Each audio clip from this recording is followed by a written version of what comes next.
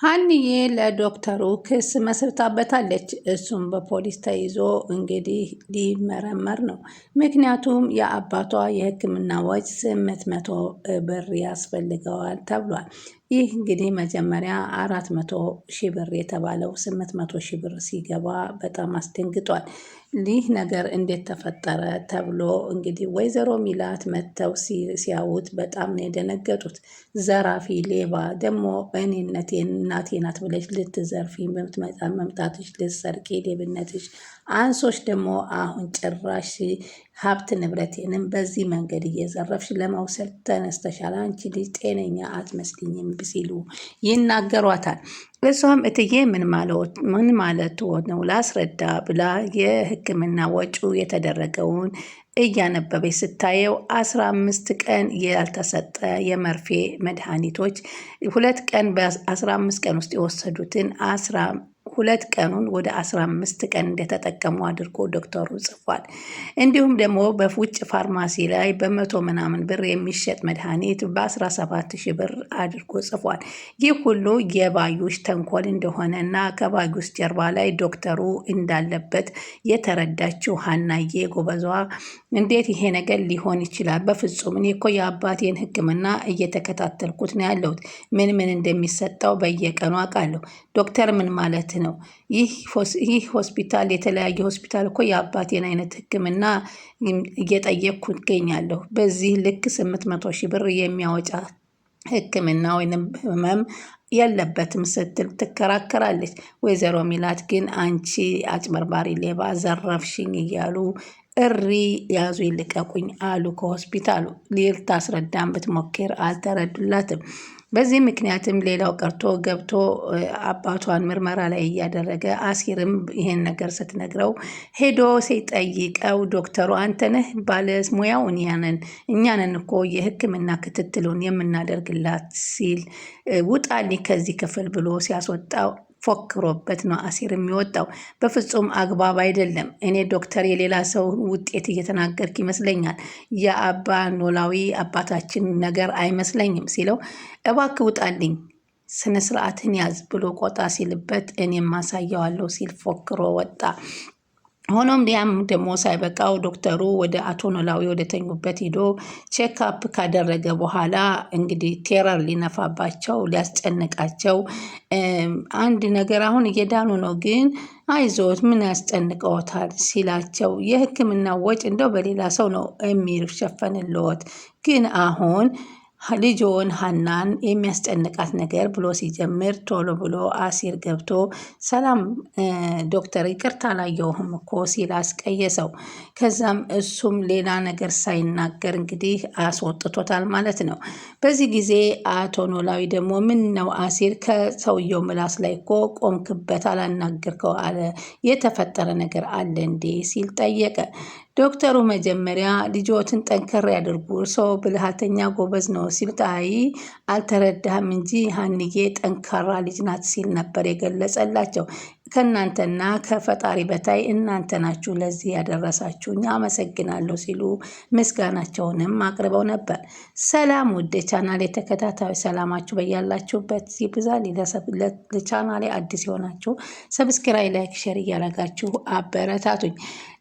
የሀና ኖላዊ ቀጣይ ፓርቲ ዘመተናል። ሀናዬ እንግዲህ አሁን ደግሞ ዶክተሩ ትክክለኛ እየተመሳጠረ መሆኑን ስለገባት በሙያውም የዚህን ሙያ ስለተማረችበት ክትትሎችን አድርጋ አሁን ለበላይ ሰዎች እንግዲህ ከሱ በላይ ላለ ለሆስፒታሉ ተጠሪ እንግዲህ ክሷን አቅርባለች።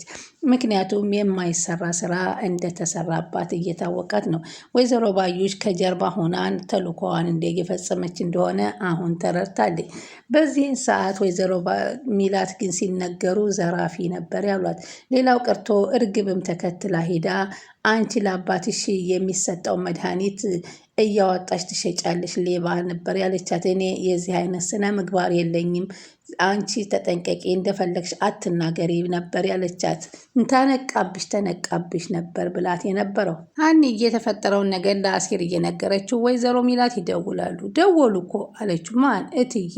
ታዲያ ምን አስጨነቀሽ እንዴ? ሌባና ዘራፊ እኮ አድርገውኛል። አንቺ እንደዚ አይነት ሰው አይደለሽ። መጀመሪያ ራስሽን አረጋጊ ሀኒዬ። ከዛ በኋላ ለሚጠይቁሽ ጥያቄ ተረጋግተሽ ተናገሪ። አንቺ የአባትሽ ልጅ ነሽ፣ እናውቅሻለን። በፈጣሪሽ ደግሞ ያመንሽ ነሽ።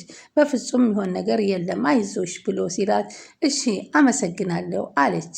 ለሚጠይቁሽ ጥያቄ በትክክል መልሽላቸው። እንዴት ብዬ አሴር ስትለው አባትሽን አስታውሺ። አንቺ ለአባትሽ፣ አባትሽ ለአንቺ አስፈላጊ ናቸው። ስለዚህ የአንቺ ጥንካሬ ለእሷቸው ይጠቅማቸዋል።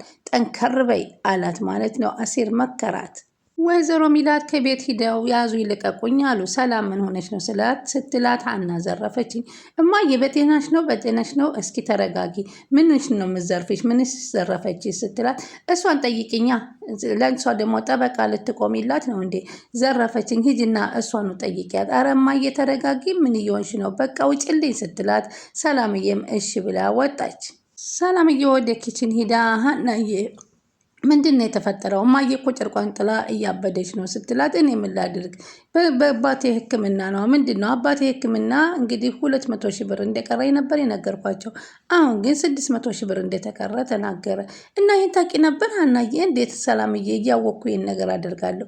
እኔ ያላወቅኩትን ነገር ነው እየሰማሁ ያለሁት እንዳንቺ ስትላት በጣም የሚገርም ነው። በቃ አሁን አንቺ ሀናዬ እኔ እኮ ለችግር የተፈጠርኩ ልጅ ነኝ ስትላት በቃ ሀናዬ ተረጋ አያቴ ታናግራታለች ብላ ሰላም እንግዲህ ሀኑዬን አረጋጋቻት ማለት ነው። ሕክምናው የተሰራው በስህተት ነው። እኔ ያልገዛሁትን መድኃኒት እንደተገዛ ተብሎ የተሰራ ሴራ አለ ሰላምዬ።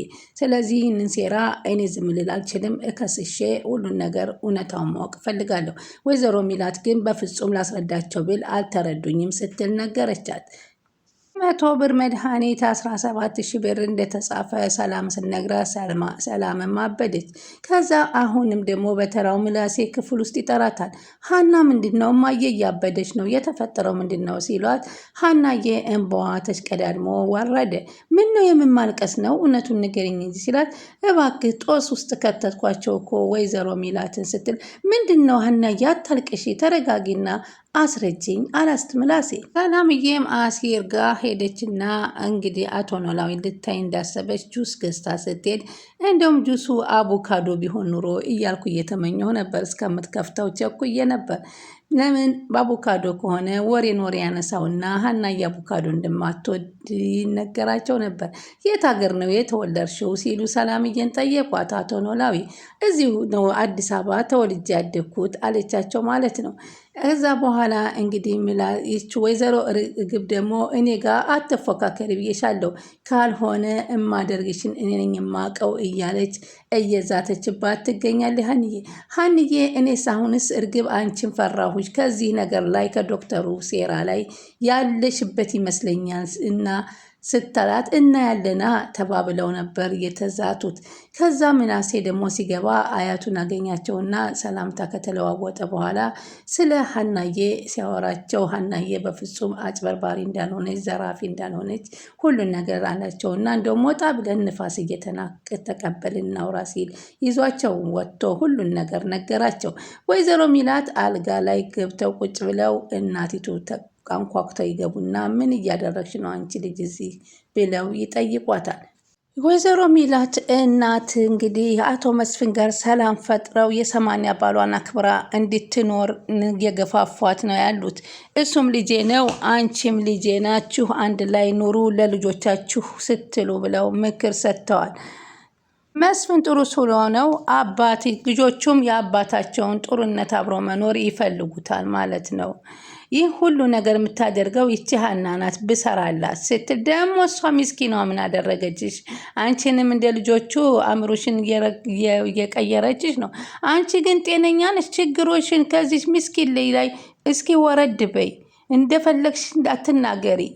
ከዚች ላይ ንቀይና ለችግሮችሽ መፍትሄ ብትፈልጊ ጥሩ ነው። አንቺ መቼ አወቅሻት ሀናን?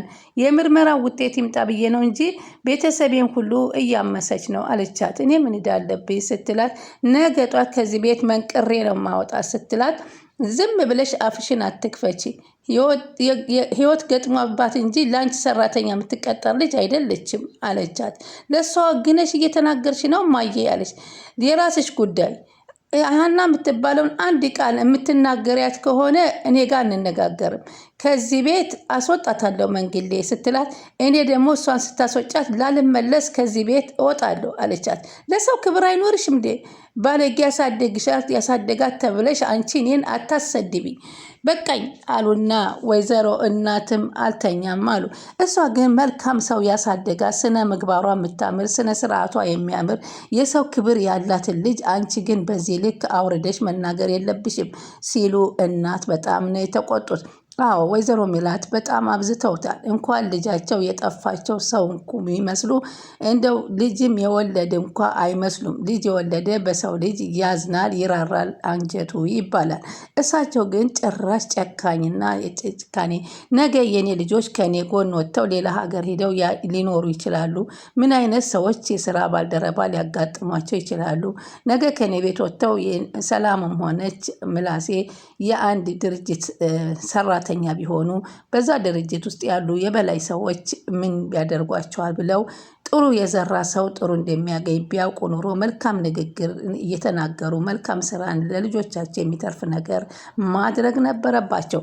ወይዘሮ ሚላት ግን በፍጹም ይሄን ነገር ምንም አሁን ገንዘብና ሀብት ልባቸውን የሸፈነዋቸው ናቸው። ምንም አያስታውሱም ማለት ነው። ይቺ እርግብ ናት ድንቢጥ የምትያትን ልጅ አቅፈሽ ተኝ ሀላስ እኔ ግን ሰላምዬ ጋራ ነው እምተኛው ብለው ተናደው ነው እንግዲህ ይወጡት። ወይኔ ፈጣሪ የዘመና ችግር ተፈታ ስል አሁን ደግሞ ሌላ ችግር መጣብኝ። ምን አይነት ሚላት እዚህ ቤት ሀና በምን አይነት ቀን ነው እዚህ ቤት ውስጥ የገባሽው? የስራሽን ይስጥሽ ከማለት ድረስ ነበር የደረሱት። በጣም ያሳዝናል። ቢያውቁት ግን እሷ በጣም መልካም ልጅና ምላሴን እንኳ ጤንነቱን ወደ ራሱ እንዲመልስ የረዳቻቸው ልጅ እንደነበረች ሰላም ከሆስፒታል ስታስፈልጋት ደም ሰጥታ ህይወቷን እያተረፈችላቸው ሀናዬ መሆኑን በፍጹም አሁን የሚያስታውሱበት ልቦና የላቸውም። በጣም ያሳዝናል። እንደዚህ ነው አንዳንድ ጊዜ አንዳንድ ሰው ምንም ነገር ሳይሰራ ይመሰገናል። አንዳንድ ሰው ደግሞ የሰራውን ሁሉ ገደል ገብቶ የሰራው ምንም ነገር ትውስታ የለውም። ሀንዬ መልካምነቷና ጥሩ ስራነቷ ከወይዘሮ ሚላት ላይ በፍጹም ውሃ ላይ የተደፋ ድንጋይ ላይ የተደፋ ውሃ ሆኖባታል። እሷም በትህትና ቶቶሎ ይቅርታ በመጠየቅ ይቅርታ ልብ ያላት ስለሆነች ይቅርታ ባለች ቁጥር ይቅርታ ምንድን ነው ያንቺ ይቅርታ እያሉ ነበር። ይቅርታዋን እንኳ ለመቀበል የማይችሉ አንጀት ነው ያላቸው። እንግዲህ እቺ ሴትዮ ልጆቼ የጠፋችው ልጄ 16 ዓመት ምን አይነት ህይወት አሳልፋ ይሆን? ምናልባት ልክ እሳቸው አሁን ሀናን እንደዚህ እንደሚያደርጓት እነዛ ያሳደጓት ሰዎች እንደዚህ አድርገዋት ቁጭ ብላ እንደዚህ አድርገው ነበር ብላ ብታወራቸው በእንባ መንታ እንባ ነው የሚያለቅሱት አይደለም? ለምን ይሄንን አደረጉብኝ ልጄን ብለው። አሁን ግን ሀና ላይ የሚያደርጉት ነገር በጣም ከባድ፣ በማንም እኔ እንጃ ታይቶ ተሰምቶ የማይታወቅ ነገር ነው። ሀናንም አሁን አሲር ለአባትሽ ስትይ ታገሺ፣ እዛ ቤት አልሄድም፣ አጥንቴን የሚሰብር አእምሮዬን የሚነካ ንግግር እየተናገሩኝ ነው ብላ ተማራ ነበር። ሆኖም ግን አሁን ከሸሸሽ አንቺን ውሸታም ያደርጉሻልና ወደፊት መጋፈጥ ነው ያለብሽ፣ እንዳትቀሪ ሂጂ ሲል መከራት። እውነት ነው፣ እስከ መጨረሻ መጋፈጥ አለብኝ ስትል እሷም ወስናለች። እሱም ደግሞ ዶክተሩን አንድ ነገር ነው የማደርገው፣ እውነት ይህን ስህተት ፈጽሞ ከሆነ አንላቀቅም ብሎ አሲርም ፎክሮበታል። ሀናዬ ግን በህግ መሰረት እንግዲህ ከህግ ቦታ ልታቆመው ወስናለች። ስለምትከታተሉኝ ከልብ አመሰግናለሁ። እውነት ይመነምናል እንጂ አይበጠስም ይባላል። ስለዚህ እውነታው ወደፊት በብዙ መንገዶች ይወጡላታል። ሀንዬ በአብዛኛውን ተቀባይነት፣ በተለይ አሁን ዶክተሩ ትክክለኛ ተከሶ በክስ ቀርቦ እያንዳንዱ የወጣው ሕክምና መታየት አለበት ብላለች ጎበዚት ሀና። ስለዚህ ውጤቱን እንግዲህ ሀንዬ ታሳየናለች። ሁላችንም በጉጉት እንመለከታለን። ስለምትከታተሉኝ ከልብ አመሰግናለሁ።